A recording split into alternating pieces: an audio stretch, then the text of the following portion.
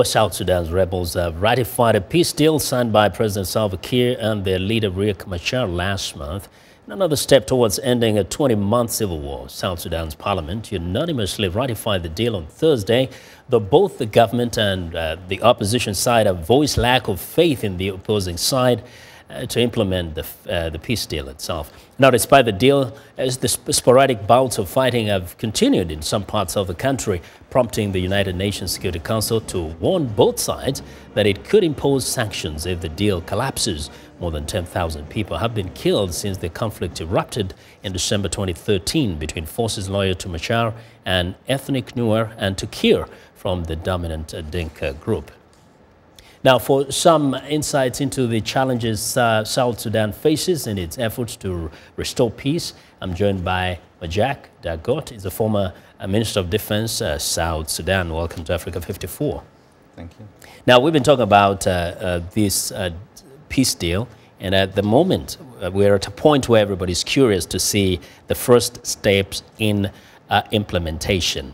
Given that both sides have all the suspicions and also distrust, what do you think is going to be the biggest challenge in starting that first step? Well, the parties are being called to Addis Ababa to start a workshop on permanent ceasefire and security arrangements to thrash out some of the details concerning the cantonment of forces and redeployment of forces out of certain areas.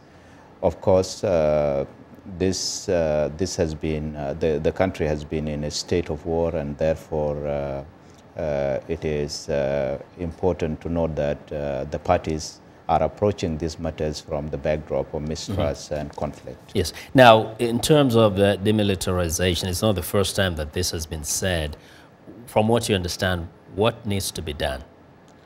What has been stipulated in the agreement is basically the special security arrangements for the national capital, which would entail redeployment of military forces outside the residential areas in Juba and 3 other major towns. And this has kind of looked like both sides, from what I was reading, didn't seem to be moving at that speed that is desired, because each of the sides feels like they need to hold on to guns, to their men. How do you resolve that?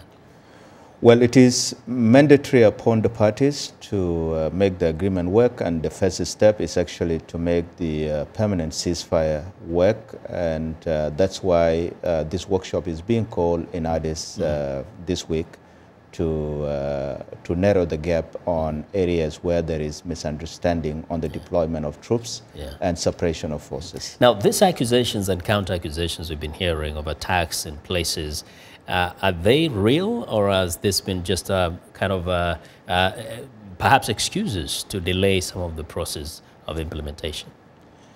It is both. In majority of instances, these have been real accusations, because the government actually moved troops a few weeks ago on the Nile to Malakal. They ran into skirmishes with the forces of the opposition, and in response, the government sent attack helicopters to bomb opposition positions. So some of these accusations have been real, and some of them have been made up by both parties in order to discredit the other. Now, you've been in government. Do you get the sense that citizens have faith and confidence in the current leadership, given their history, on both sides? Well, the best option for the people would have been to have an interim period that did not include the two heads of the warring parties, but at the end of it, of course, this is a peace agreement, and those who have been part of the conflict will have to be a part of it, so they will put up with it. Yeah, it's the best they have. Yeah. You know what? We just hope for the best and hope that South Sudan will see peace again.